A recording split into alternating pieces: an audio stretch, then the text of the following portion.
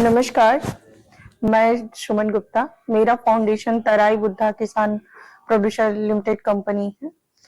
तराई company Uttar Pradesh Maharajganj जिले में स्थित है।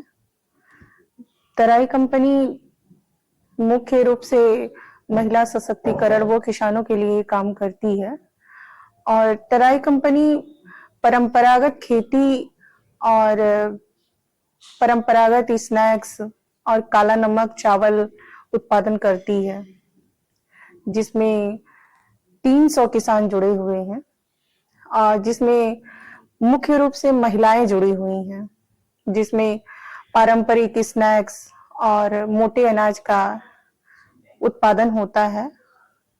और काला नमक से हम लोग कई सारे प्रोडक्ट उत्पादन करते हैं, जैसे काला नमक चावल, और काला नमक से उसके फ्लोर और इडली राइस, बहुत सारे ऐसे उत्पादन जो हम लोग पारंपरिक तौर पे करते हैं, जो हमारे यहाँ के किसानों को आर्थिक सहायता प्रदान करती है।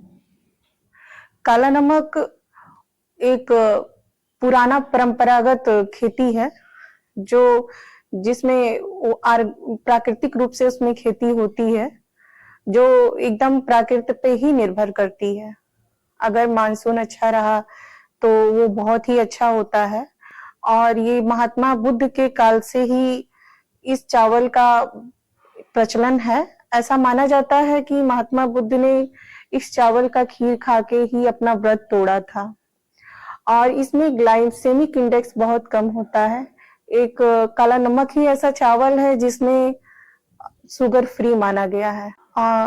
तराई कंपनी एक तरह से जो भी उत्पादन करती है, महिला संगठन है, एक तरह से उनका भी बढ़ावा देती है और समय समय पे किसानों को, जैसे कि मिट्टी की जांच और समय समय पे कैसे हम फसल का रख रखाव कर पाए, उनके लिए हमेशा तब हम लोग एक संगठन तैयार करते हैं, जिसमें उनको संबोधित करते हैं कि वो कैसे कैसे अपने फसल को और अपने आर्थिक समस्याओं को निदान कर पाए।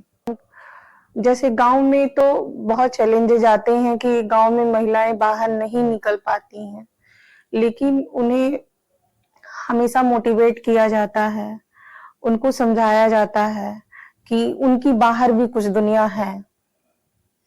तो वो लोग अपने आर्थिक समस्याओं को बताते हुए, सुलझाते हुए हमारे पास आती हैं और वो अपने आर्थिक सहायता प्रदान करती हैं। खेती हम लोग मानवता और प्राकृतिक और आर्थिक समस्याओं पे बात होती है, तो हमको खेती को लेकर, जैसे महिला किचन से लेके बाहर मतलब हर जगह पर है, तो एक उनको किचन गार्डन की भी एक जो होती है ट्रेनिंग होनी चाहिए कि वो अपने खाने के लिए वो ऑर्गेनिक उत्पादन कर सकें।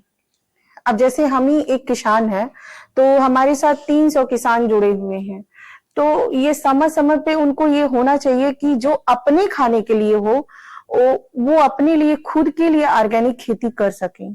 ऐसी मोटिवेशनल एक तरह से, जैसे आपने कहा, आर्थिक और मानवता और प्राकृतिक, अगर ऐसे समय समय पे होते रहेंगे ऐसे ऐसे, तो हम लोगों को भी, हम अपने किसानों को, जो भी हमारी महिला सशक्तिकरण है, जो महिला आर्थिक समस्या है, उसको भी हम आप लोगों से ही सीख के हम उनका निदान कर पाएंगे।